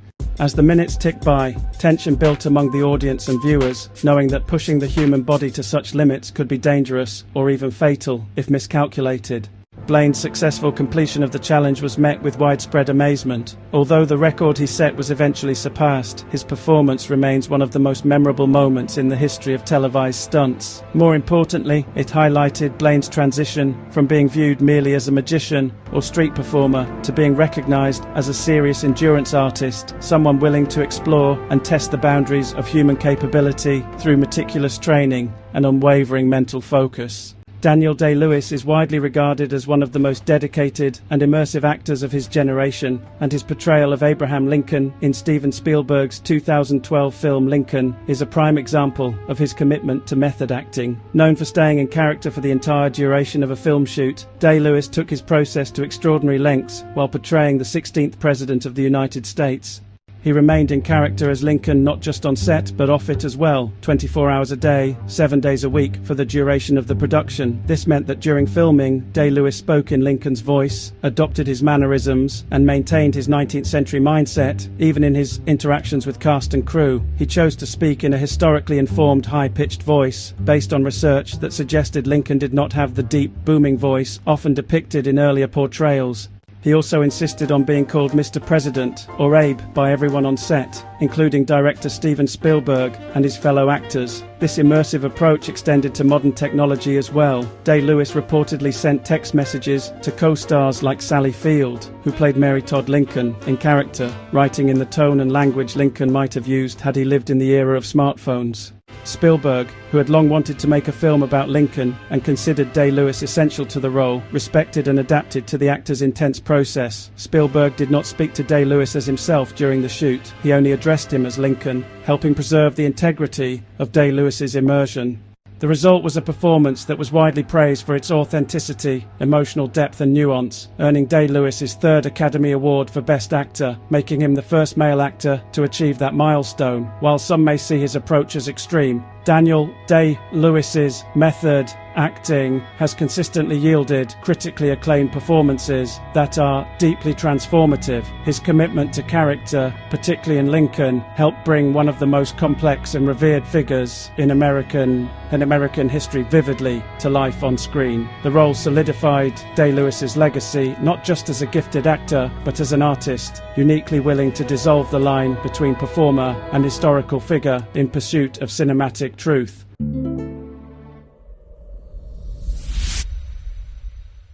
Ariana Grande, the pop superstar known for her powerful vocals and chart-topping hits, surprised many fans when she revealed that she is allergic to tomatoes. The revelation came to public attention in 2019 after she was forced to cancel a scheduled concert in Tampa, Florida, due to an allergic reaction.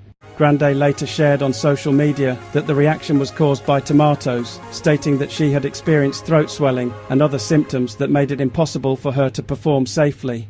The news was particularly surprising to fans because tomatoes are a common ingredient in many foods, especially Italian cuisine, which Grande has publicly expressed her love for in the past, given her Italian heritage.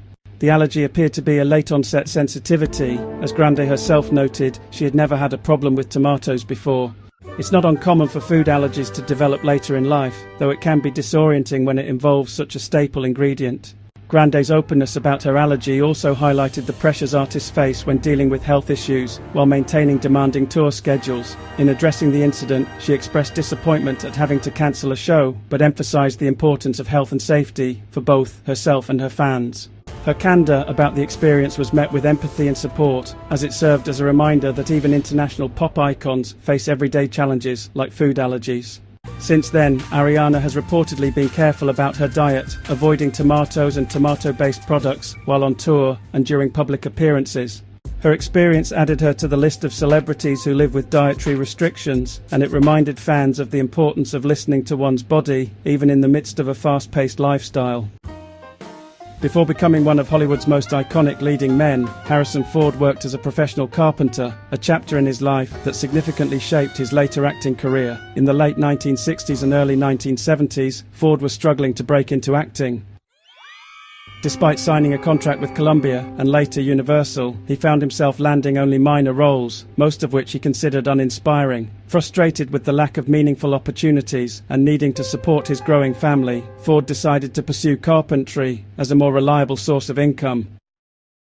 Entirely self-taught, Ford honed his woodworking skills by studying books and practicing relentlessly, eventually developing a reputation as a skilled and meticulous craftsman. He began taking on freelance carpentry jobs around Los Angeles, which included custom home renovations and furniture making. His clients included a number of well-known figures in the entertainment industry, and his craftsmanship earned respect far beyond what one might expect from an aspiring actor, supplementing his income. Ironically, it was through carpentry that Ford reconnected with the acting world in a more substantial way. One of his jobs involved building cabinets for George Lucas, who was then preparing to film American Graffiti, released in 1973. Impressed by Ford's personality and presence, Lucas cast him in the role of Bob Falfa, a part that helped rejuvenate Ford's stalled acting career. That collaboration would later lead to Ford being cast as Han Solo in Star Wars, released in 1977, a role that made him a global superstar and permanently altered the trajectory of his life. Ford's background as a carpenter has since become a celebrated part of his mythology. It's a story that underscores his work ethic, humility, and perseverance, traits that endeared him to directors and audiences alike. Even after achieving fame, Ford has spoken with pride about his time in the trade, and he occasionally returns to woodworking as a personal hobby. His journey from building furniture to becoming Indiana Jones and Han Solo is a testament to how unconventional paths and practical skills can unexpectedly lead to legendary success. John Lennon, one of the most influential musicians of the 20th century and a founding member of the Beatles, was legally blind without his glasses, a fact not widely known to many fans during the height of his fame. Lennon had severe myopia, which meant that without corrective lenses, he had significant difficulty seeing anything beyond a very short distance. His prescription was extremely strong, and his vision impairment was such that he was considered legally blind without his glasses. Throughout his career, Lennon was often photographed either wearing his iconic round granny glasses or without any eyewear at all. The round glasses, which became a major part of his image, were originally issued as part of his costume for the 1967 film How I Won the War, directed by Richard Lester. Lennon took a liking to the look and began wearing the style regularly, eventually turning them into one of his signature visual trademarks. They served not just as a fashion statement, but as a necessity for him to function and perform with clarity. Despite his dependence on glasses, Lennon often opted not to wear them in public or during performances in the earlier days of the Beatles. This choice was partly aesthetic and partly influenced by the era's attitudes toward eyewear, which wasn't always considered compatible with the rock and roll image. However, as Lennon grew older and more confident in his personal style, he embraced the glasses more openly. They became synonymous with his post-Beatles persona, a symbol of his evolving identity as a solo artist and peace activist. Lennon's severe nearsightedness also played a subtle role in shaping his behavior and interactions. According to those close to him, he could be more introverted or guarded when not wearing his glasses, perhaps due to the discomfort of navigating the world in a blurred haze.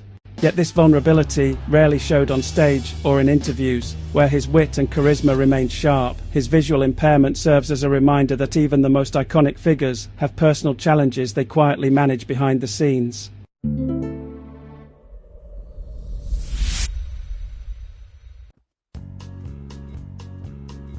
Michael Jackson's ownership of the rights to most of the Beatles' music is a fascinating and somewhat controversial chapter in music history that began in the mid-1980s. Jackson, already a global superstar following the success of albums like Thriller, developed a friendship with Paul McCartney during the early 1980s, while collaborating on songs such as The Girl Is Mine and Say Say Say.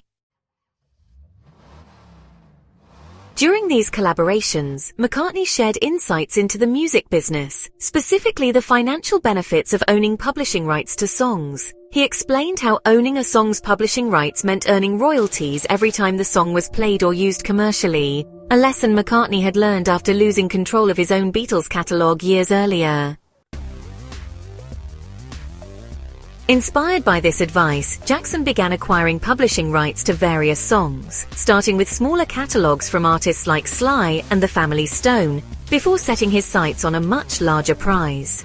In 1985, the publishing company ATV Music, which owned the rights to around 4,000 songs, including 251 Beatles tracks primarily written by John Lennon and Paul McCartney, went up for sale. The Beatles' catalogue had been under ATV's control since 1969, when the band's original publishing company, Northern Songs, was acquired by the British company Associated Television in a deal that left Lennon and McCartney without ownership of their own songs. When ATV decided to sell its catalogue, McCartney expressed interest in buying it back, but found the asking price too high. Jackson, however, saw an opportunity to secure a valuable asset.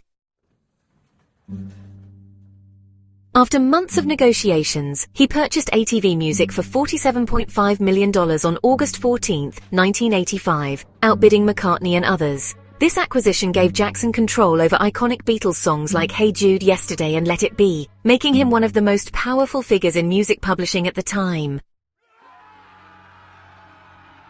The purchase strained Jackson's relationship with McCartney, who felt betrayed by the move. McCartney had shared the business advice in good faith, not expecting Jackson to use it to acquire the very songs McCartney had hoped to reclaim. The two reportedly drifted apart, with McCartney later describing the act as dodgy, feeling that Jackson had essentially pulled the rug out from under him. For Jackson, however, the purchase was a shrewd business decision. The Beatles' catalogue proved to be a financial lifeline, generating significant royalties and serving as collateral for loans during periods of financial difficulty in his later years. In 1995, facing mounting debts, Jackson sold 50% of ATV to Sony for $95 million, forming the joint venture Sony ATV Music Publishing.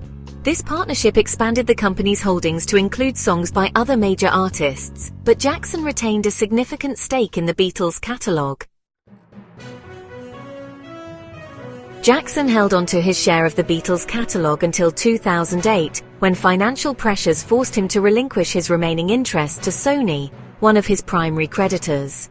After his death in 2009, his estate continued to manage his share until 2016, when Sony bought out the estate's 50% stake in Sony ATV for $750 million, giving Sony full control of the Beatles' catalogue. Meanwhile, McCartney pursued legal action to reclaim his share of the publishing rights, leveraging US copyright law that allows songwriters to recapture their rights after a certain period. In 2017, he reached a confidential settlement with Sony ATV, regaining some control over the songs he had co-written. Jackson's ownership of the Beatles' music for over 2 decades not only highlighted his business acumen, but also underscored the complex dynamics of friendship, betrayal, and the high stakes of the music industry. Pablo Picasso, one of the most influential artists of the 20th century, was not alive when the first iPhone was released, as he passed away well before that technological milestone. Picasso died on April 8, 1973, at the age of 91 in Mougins, France, after a prolific career that revolutionized modern art through movements like Cubism, Surrealism, and his earlier Blue and Rose periods. Known for masterpieces such as Guernica and Les Demoiselles d'Avignon, he left an indelible mark on the art world, producing an estimated 50,000 works, including paintings, sculptures, ceramics, drawings, and prints. His later years were marked by continued experimentation, often reflecting his personal life, political views, and the turbulent events of his time, like the Spanish Civil War and World War II. By the time of his death, technology had advanced significantly, but the world was still far from the digital age that would bring devices like the iPhone into existence. The first iPhone, a groundbreaking device that combined a phone, music player, and internet browser into a touchscreen interface, was unveiled by Apple on January 9, 2007, and released for sale on June 29, 2007. This was over 34 years after Picasso's death, meaning he never witnessed the smartphone revolution or the cultural shifts it brought. In 1973, the year Picasso died, technology was in a much earlier stage.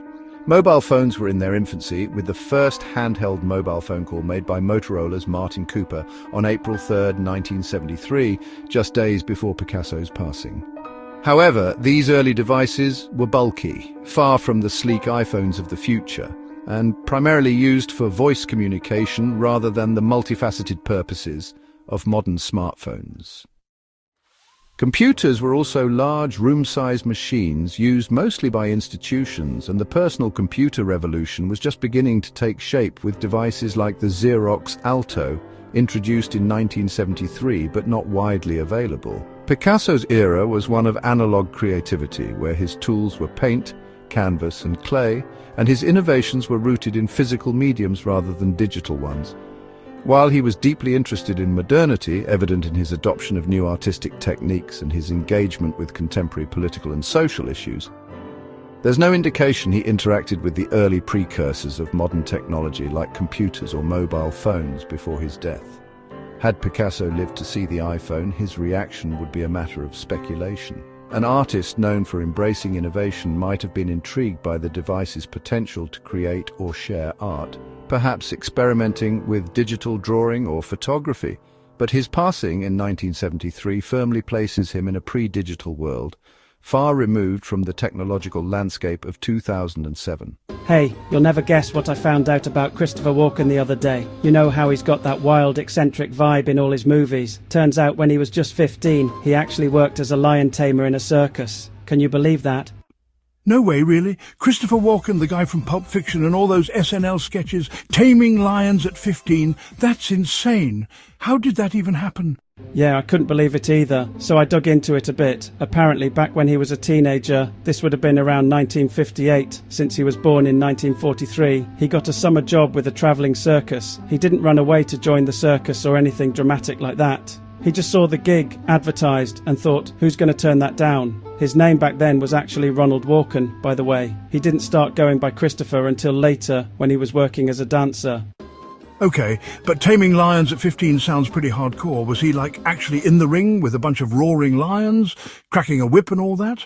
Well, not exactly. He downplayed the danger a lot. The circus was owned by a guy named Terrell Jacobs, who was the real lion tamer and had this big act with a dozen lions. Walken was more like a trainee or assistant. As part of the show, they dressed him up in a matching outfit to make it look like he was Jacobs' son, which was a publicity gimmick. After Jacobs finished his main act, he'd send most of the lions out, leaving just one behind for Walken to work with. Her name was Sheba, and Walken always said she was an old lioness, super sweet, and more like a dog than a wild animal.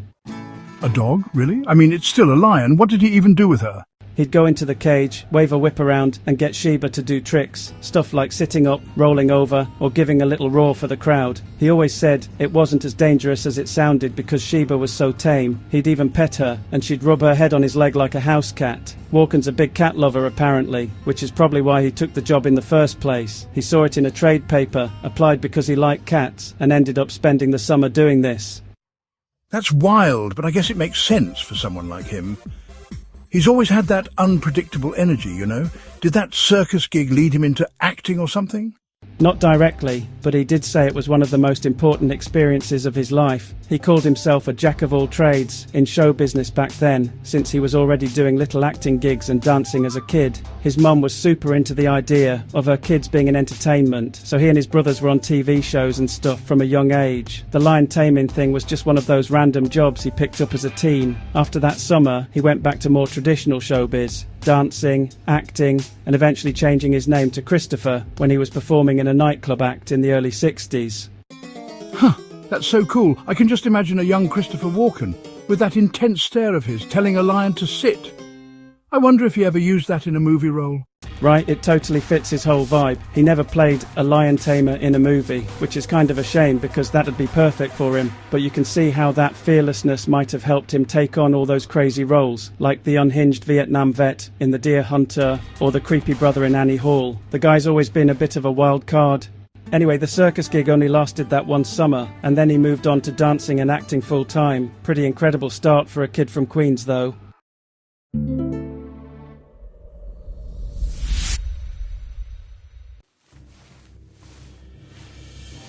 So I was reading up on Beyoncé the other day, and you know how she's always so larger than life on stage? Turns out she has this alter ego named Sasha Fierce that she created specifically for her performances. Isn't that wild? Oh, yeah, I've heard about Sasha Fierce before. That's so cool. Beyoncé basically invented a whole other persona to channel when she performs. How did that even come about? Right?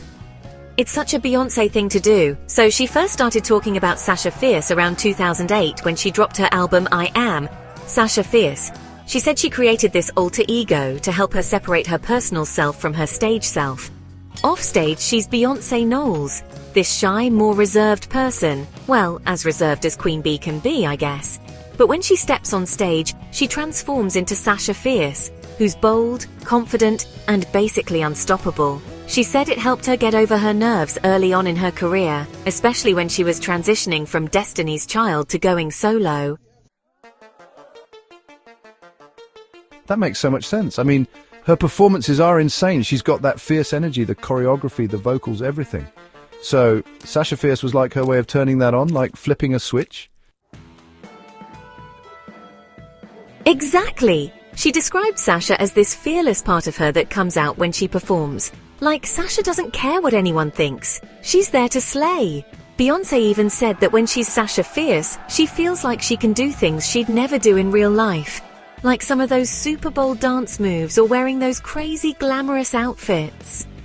I think she also mentioned that Sasha Fierce came out when she recorded Crazy in Love back in 2003, even though she didn't name the persona until later. That song was her first big solo hit, and you can totally feel that fiery energy in it. I love that. It's like she's got this secret weapon for performing. Did she ever say why she named her Sasha Fierce? That name is so perfect. Yeah, she did. She said the name Sasha came from a nickname she had as a kid, something her family called her. And Fierce was just because that's the vibe she wanted to embody on stage. Powerful, commanding, and in control. She even gave Sasha a whole backstory, like saying she's too aggressive, too strong, too sassy to be part of her everyday life. Beyoncé wanted to keep that energy on stage only so she could go back to being her regular self. Well, as regular as Beyoncé can be, when she's with her family, like with Jay-Z and the kids. That's so smart. I mean, being Beyoncé must come with so much pressure. Having Sasha Fierce probably helps her protect her real self a bit. Does she still use the alter ego now, you think? It's 2025. Has she mentioned Sasha lately? Good question. She actually kind of retired Sasha Fierce a while back. Around 2010, after the I Am, Sasha Fierce tour, Beyoncé said she felt like she didn't need Sasha anymore. She told people she had grown more confident as herself and felt like she could bring that same energy without hiding behind an alter ego. She said she killed Sasha Fierce because she felt like she had fully merged with that side of herself. But honestly, watching her perform now, like at the 2023 Renaissance World Tour, she still has that Sasha Fierce energy, even if she doesn't call it that anymore. It's like Sasha became a part of her for good. That's so cool to hear. I mean, Beyoncé's always evolving, right? From Destiny's Child to Lemonade to Cowboy Carter, she's a legend. I bet Sasha Fierce is still there in spirit every time she hits the stage. Totally. Sasha Fierce might not have a name anymore, but you can feel her in every performance. Beyoncé's just on another level, and I think creating that alter ego early on really helped her become the icon she is today. It's like Sasha Fierce was her training wheels for becoming the ultimate performer. Hey, did you hear about this crazy story I stumbled on about Frank Sinatra? Apparently, back in 1938, he got arrested for seduction and adultery. Can you imagine old Blue Eyes in some old-time scandal like that? No way, really? Frank Sinatra, the smooth crooner with the fedora and the Rat Pack vibe, arrested for seduction and adultery in 1938? That's wild. What even happened? Yeah, it's pretty nuts. So this was way before he became the huge star we know, back when he was just a young guy trying to break into the music scene, around 23 years old. The whole thing went down in Bergen County, New Jersey, where he was living at the time. Apparently, he had an affair with a woman named Antoinette Della Penta, who was married to someone else. Her husband caught wind of it and pressed charges, claiming Sinatra had seduced her and broken up their marriage. Back then, seduction was this old legal term they used for luring someone into a romantic relationship, especially if it led to trouble like adultery. Oh man, that sounds like a soap opera. Was it a big deal back then, or did it just blow over? It was kind of a big deal locally, but it didn't blow up nationally since he wasn't famous yet. The arrest happened in November 1938, and he was hauled into court, but it didn't stick. The charges got dropped pretty quickly, some say because the evidence wasn't solid, or maybe her husband backed off. Sinatra's biographers think it might have been a shakedown too, like the husband was trying to get some cash out of him. Either way, he walked away with a slap on the wrist, and it didn't derail his career. In fact, it's kind of funny. By 1940, he was already starting to sing with the Hoboken Four and getting noticed, so this little scandal didn't hold him back. That's wild how he dodged that bullet. I bet he learned to keep things low-key after that. Did it ever come up later when he was a big star? Not really. It stayed pretty buried until people started digging into his early life years later. Once he hit it big with songs like My Way and New York, New York, the focus was more on his music and his Hollywood romances, like with Ava Gardner, than this old arrest. But it's a cool tidbit, right? Shows he had that charm, even as a young guy, getting into trouble with the ladies. Some say it might have even added to his bad boy image later on, though he never talked about it much himself. Ah, yeah, that totally fits the Sinatra legend. Smooth, but a little rebellious. I can see why he'd want to keep that quiet, though. Thanks for sharing. That's a juicy piece of history for 8:04 p.m. on a Thursday like tonight. For sure, it's perfect gossip for a May 29, 2025 evening. Makes you wonder what other secrets the Rat Pack had up their sleeves back in the day. Hey, did you hear about that wild story with Johnny Depp and Hunter S. Thompson? Apparently Depp once spent over $3 million to shoot Thompson's ashes out of a cannon. Can you believe that? No way, that's insane! Johnny Depp, the Pirates of the Caribbean guy, blasting his friend's ashes into the sky with a cannon? How did that even happen? Yeah, it's totally bonkers. So, this went down back in 2005 after Hunter S. Thompson, the gonzo journalist who wrote Fear and Loathing in Las Vegas, took his own life. They were super close. Depp even played him in that movie. And Thompson had this crazy wish to have his ashes blasted out of a cannon after he died. Depp, being the loyal friend, decided to make it happen. He shelled out something like $3 million, or maybe even $5 million, depending on who you ask, to build this massive setup, including a 153-foot tower shaped like a fist holding a peyote button, which was Thompson's signature symbol. The whole thing was this huge party with fireworks and music, and a ton of celebs like Sean Penn and Jack Nicholson showed up. Wow, that sounds like something straight out of one of Thompson's wild stories. Why'd he spend so much, though? Was it just for the spectacle? Pretty much. Depp said he just wanted to honor his friend's last wish and send him off in style. Thompson loved explosions and crazy stunts, so this fit him perfectly. They set it up on Thompson's Colorado property, and Depp even got a custom cannon made to shoot the ashes high into the sky. Some say he wanted the ark to go higher than the Statue of Liberty, which bumped up the cost. It was this over-the-top tribute, and Depp didn't seem to care about the price tag. He's always been known for splashing cash on wild stuff like yachts and private planes, so this wasn't totally out of character. That's so Johnny Depp, living large and honouring his friends in the most dramatic way possible. Did it cause any trouble for him later? Oh yeah, it totally came back to bite him. A few years later, around 2017, his ex-managers sued him, saying his crazy spending, like that $3 million cannon stunt, was why he was in financial trouble. They listed all this stuff, like $75 million on houses and $30,000 a month on wine, and used the Thompson funeral as an example of him throwing money around. Depp fired back, saying it was his money to spend, and even claimed it might have cost $5 million, not $3 million. It's been part of this big legal mess with his managers, but he's never apologized for it. Says it was worth it to give Thompson the send-off he wanted. Ha! That's classic Depp, defiant to the end. I love how he stuck to his guns, pun intended. It's 8:38 p.m. on a Thursday here in 2025. Perfect time to chat about this crazy story. Right, it's the kind of tale that makes you grin on a May 29th night. Depp and Thompson were a wild pair, and that cannon blast is probably the most epic goodbye ever.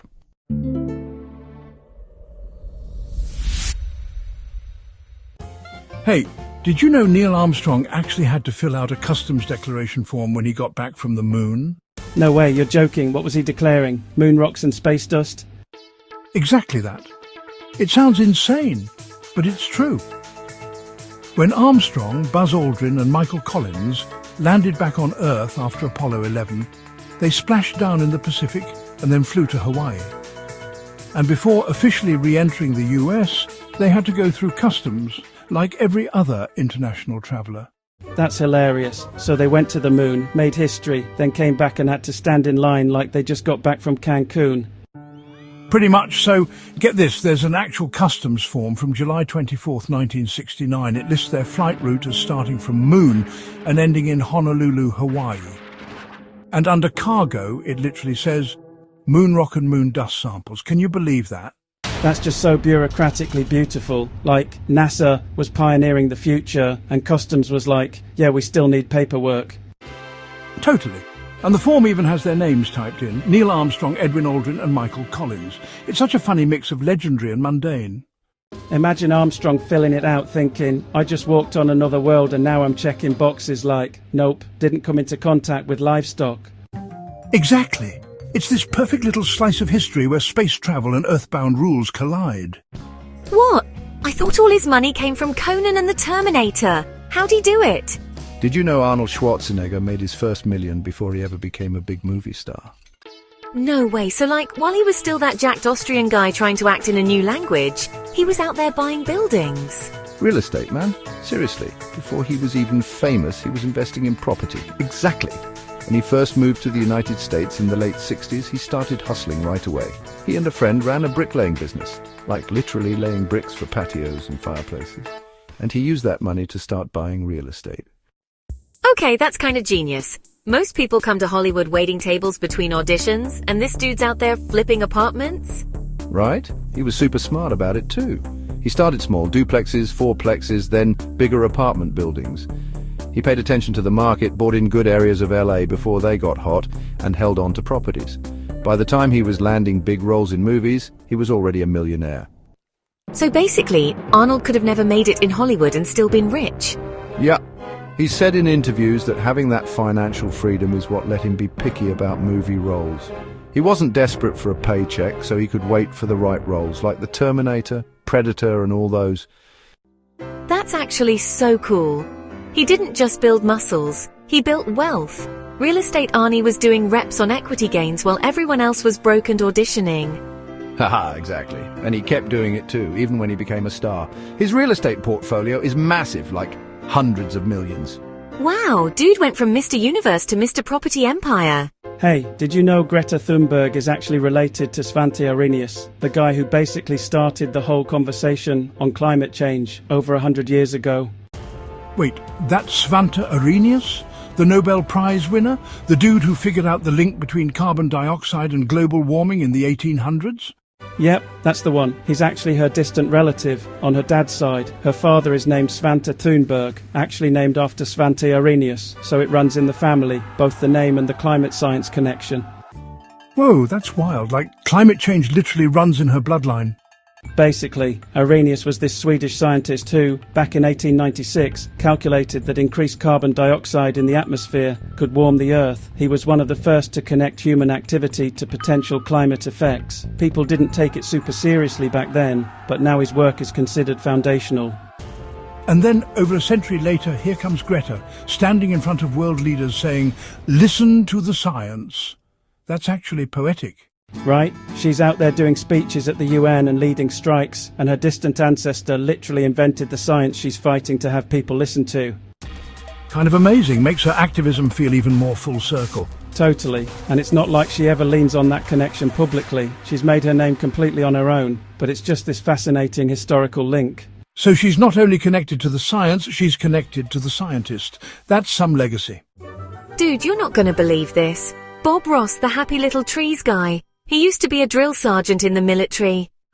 Wait, what? Bob Ross, the soft-spoken guy with the afro who paints mountains and whispers life advice. That Bob Ross. Yep, before the paintbrush and the squirrels, he was in the Air Force for like 20 years. And he wasn't just some desk guy, he was a master sergeant. Super high ranking. No way. So he was out there yelling at recruits and making people do push-ups? Totally. He was stationed in Alaska for most of it, and he had to be that classic strict, loud military guy. Barking orders, enforcing rules, all that. That is so hard to imagine. The guy literally whispers about clouds and tells you mistakes are just happy little accidents. I know, but here's the crazy part. He hated being that person. He said in an interview that he promised himself, once he left the military, he'd never raise his voice again. Damn, that explains everything. His whole vibe is like the anti-military. Calm, peaceful, full Zen mode. Exactly. And get this, while he was stationed in Alaska, he started taking painting classes in his downtime. That's how he got into it. No kidding, so he went from shouting at airmen to whispering about happy little trees. That's the ultimate personality plot twist. Right? And when he retired, he actually used his military savings to learn the wet-on-wet painting technique. That's the style he used on The Joy of Painting. Super quick, great for TV. Man, that's such a wild arc, from boots and buzz cuts to brushes and blue skies. Haha, yeah, Bob Ross went full sergeant to sage. It makes you appreciate his calmness even more, like he earned that peace. Thank you so much for watching. I hope you enjoyed diving into the lesser-known side of these celebrities, but the story doesn't end here. Next up, we're pulling back the curtain on celebrities both past and present. You won't want to miss. Stay tuned.